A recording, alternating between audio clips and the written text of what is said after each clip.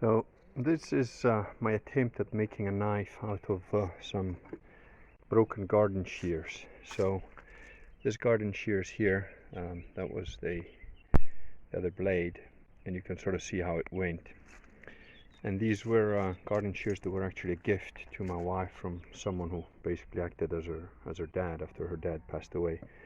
So quite a bit of emotional content. So when they broke, which wasn't me, somebody else did that, I thought, well, instead of throwing them away, I'm going to try and make something useful out of them, also because this little blade is actually perfect shape to make a knife.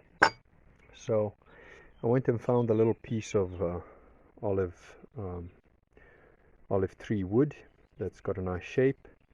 Then of course I used a circular saw with all the health and safety precautions, of course. And didn't lose any fingers, and I made this sort of shape. So this is going to fit inside here. That's the idea.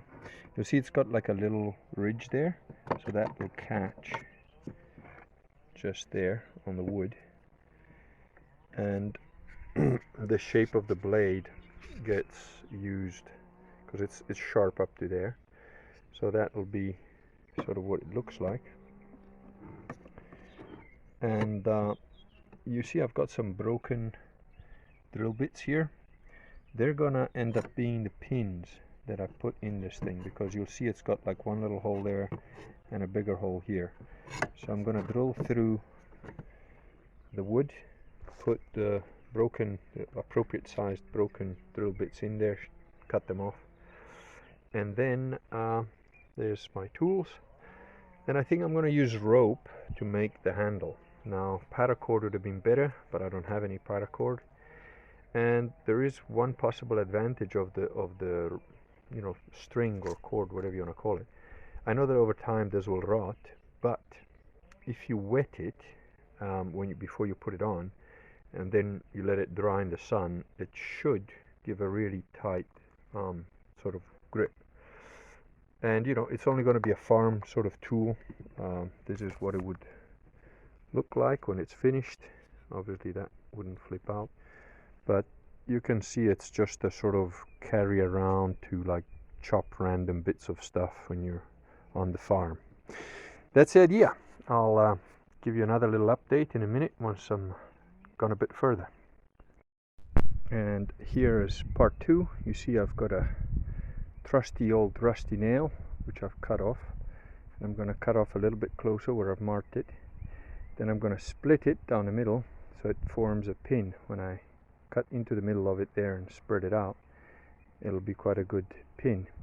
There's a little guide hole that was in the wrong place, and I still have to do the little hole, which I'll do after I've sorted this one out. And here you see the next step. So there's the pin with a little cut down the middle, which hopefully will spread out, hopefully not breaking. And we'll see if that works once I put it in the knife. There we go.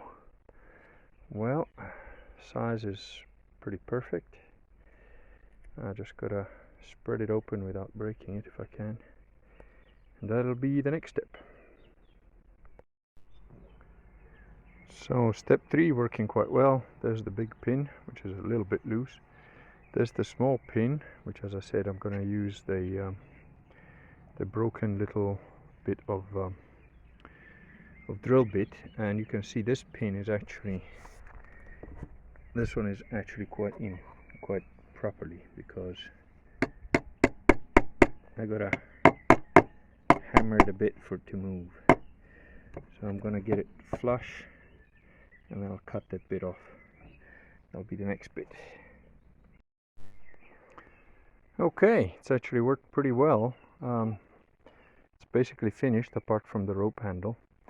So that little pin, turns out I actually had to use a nail instead of the little broken drill bit I had, because when I cut the drill bit down with a pair of pliers, it popped into 2 pieces, and the piece I needed to use fell onto my very neat workshop floor, so it was lost for all eternity. And this one, you can see that was the nail head, which I butterflied on the other side with a little cutter. There you go. I don't know if it's gonna focus properly. There you go.